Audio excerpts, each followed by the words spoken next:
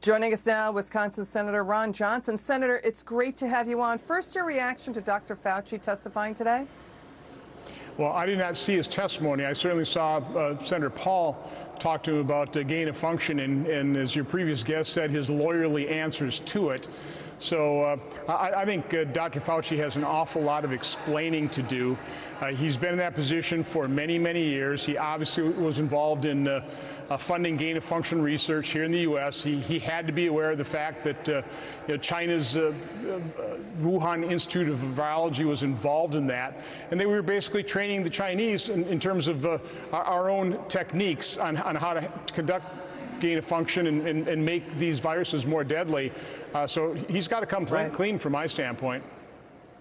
Senator, let's move on to this story, if I may. The FBI now investigating a suspicious package filled with white powder with a death threat sent to Republican Senator Rand Paul's home in Kentucky. Senator Rand Paul blaming Twitter for not stopping violent tweets and threats against him and his family. The senator says he will be speaking to Twitter. What do you make of what is going on with social media and violent threats against conservatives? Well, first of all, it's just a very unfortunate world we live in today where politics has turned into these types of just repugnant threats. And let's face it, social media is not helpful from this standpoint. The way they have taken sides in the political realm, they are part and parcel of the Democrat Party. They obviously push the Russian hoax.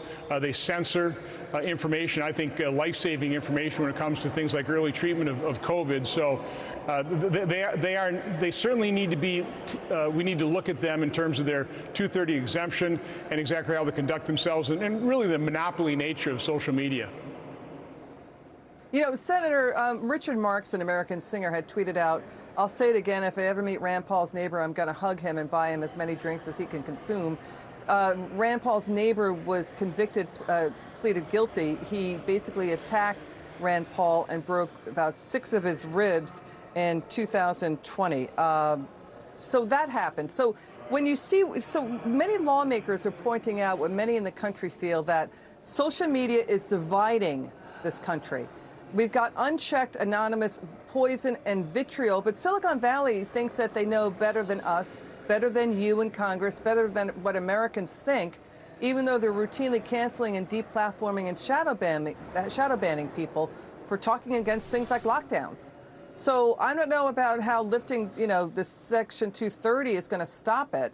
That seems like a long fight. In other words, that's what I'm trying to say. It seems like a long uphill battle to do that. It's not just social media. It's media. It's their liberal bias, because there's a complete double standard. I mean, if you had a conservative media figure say that about a liberal politician, all hell would break loose. I mean, there would be all kinds of attacks against that entertainer.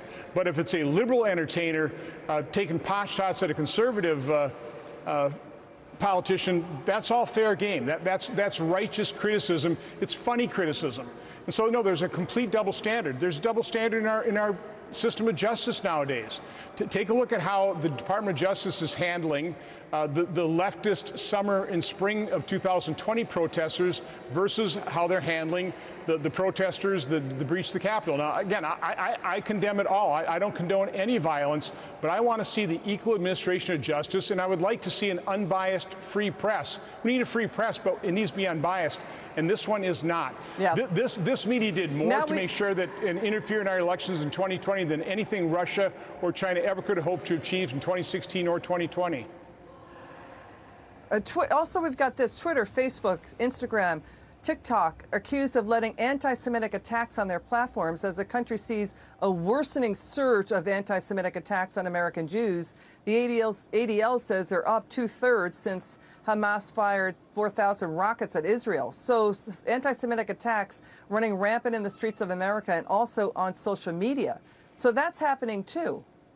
Well, they ban a former president of the United States, President Trump, and they allow the Ayatollahs in Iran to make death threats across the country, or across the world.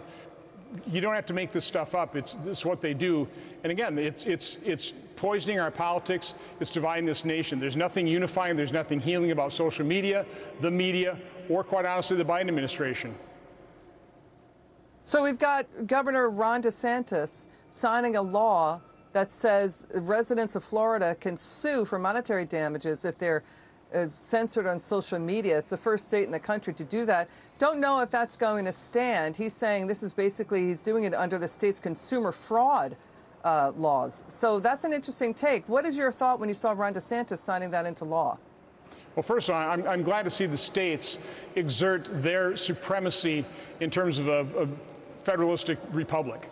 I think it's right now with the Biden administration and Democrats firmly in control of Congress here, we need states and states attorney generals to start challenging some of the unlawful actions of the Biden administration. So I'm glad to see it. These things obviously will take time filtering through the courts, but I think Republicans in these Republican-controlled states have to defend their states' rights, and hopefully they can also challenge some of these illegal activities and illegal actions taken by the Biden administration. I'm all for it. Senator Ron Johnson, you're always terrific. Thanks for coming out of that vote that you had to do to join us on the show. We appreciate you rushing over here. It's good to see you. Come back soon.